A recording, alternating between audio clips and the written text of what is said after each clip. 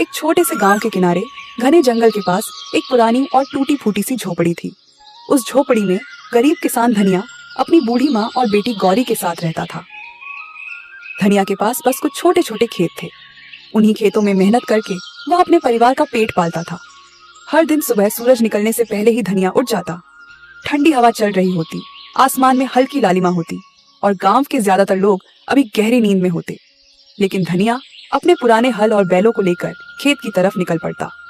दरवाजे पर खड़ी उसकी माँ प्यार से कहती, बेटा धनिया, थोड़ा आराम भी कर लिया कर। दिन रात इतनी मेहनत करते करते तू बहुत थक जाता होगा। सुबह से शाम तक खेत में काम करता है, फिर भी चेहरे पर शिकन नहीं लाता। मुझे तेरी चिंता होती है बेटा, शरीर को भी थोड़ा आराम देना जरूरी होता है। माँ, अगर मैं मेहनत नहीं करूँगा तो हमारे घर का चूल्हा कैसे चलेगा?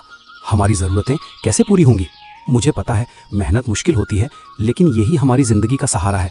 जब तक मेरे हाथ पैर चल रहे हैं मैं मेहनत करता रहूँगा, ताकि आप किसी चीज़ की कमी महसूस ना हो। तभी उसकी बेटी गौरी दौड़ती और कहती, बाबा जल्दी वापस आना, मैं आपका इंतजार करूंगी। देर मत करना, मुझे अच्छा लगता है जब आप जल्दी घर आ जाते हैं। धनिया अपनी बेटी के सिर पर प्यार से हाथ फेरता और खेत की ओर चल पड़ता। दिन भर वह खेत में पसीना बहाता रहता, कभी तेज धूप, कभी अचानक बारिश, लेकिन धनिया मेहनत करना कभी नहीं छोड़ता। धनिया ने कभी हार नहीं मानी। वह हमेशा अपनी माँ से कहता, ईश्वर ने हमें मेहनत करने के लिए हाथ दिए हैं। अगर हम सच्चे दिल से मेहनत करते रहेंगे तो एक ना एक दिन हमारी किस्मत जरूर बदलेगी। ईश्वर मेहनत करने वालों को कभी खाली हाथ नहीं लौटाते। उसकी बात सुनकर चुपचाप भगवान से प्रार्थना करती।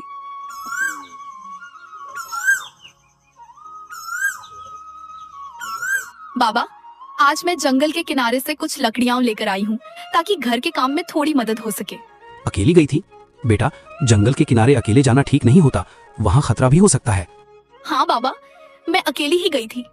थोड़ा डर तो लगा था, लेकिन मैंने हिम्मत रखी। आप ही तो कहते हो कि डर के आगे हिम्मत रखनी चाहिए, इसलिए मैं बहादुर बनकर गई। धनिया थोड़ा चिंतित हो गया, क्योंकि गांव के लोग कहते थे कि जंगल के अंदर एक पुरानी गुफा है, जहां रात के समय अजीब अजीब आवाजें आती हैं। गांव वाले उस गुफा के पास जाने से डरते थे। बेटी, जंगल के अंदर ज्यादा मत जाना, वहाँ एक रहस्यमयी गुफा है। लोग कहते हैं वहाँ कुछ अजीब होता है, इसलिए उससे दूर ही रहना। धनिया भले ही गरीब था, लेकिन उसकी मेहनत और ईमानदारी पूरे इलाके में मशहूर थी। उसके छोटे छोटे खेतों में उगने वाली सब्जियां और अनाज हमेशा बहुत अच्छे होते थे। मिट्टी भी जैसे उसकी मेहनत को पहचानती थी।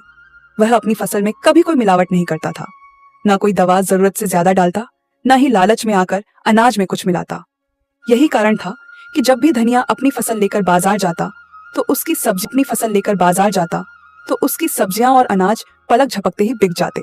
अगर सच में शुद्ध और अच्छा अनाज चाहिए तो धनिया से ही लेना। उसका अनाज हमेशा साफ सुथरा और बढ़िया होता है, इसलिए गांव के लोग उसी पर भरोसा करते हैं। लेकिन धनिया कभी इसका फायदा उठाकर ज्यादा पैसे नहीं मांगता था।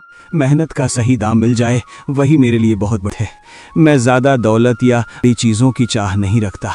बस इतना चाहता हूँ कि दिन भर की मेहनत के बाद जो अनाज मैं उगाता हूँ उसका सही मूल्य मिल जाए। अगर मेरी मेहनत से मेरे घर का चूल्हा जल जाए और मेरे परिवार का पेट, तो मुझे लगता है कि मेरी मेहनत सफल हो गई। मेरे लिए सच्ची खुशी और सुकून इसी में है कि इंसान ईमानदारी से मेहनत करे और उसी मेहनत की कमाई से अपना जीवन चलाए। इसी वजह से गरीब लोग भी अक्सर उसी से सामान खरीदते थे।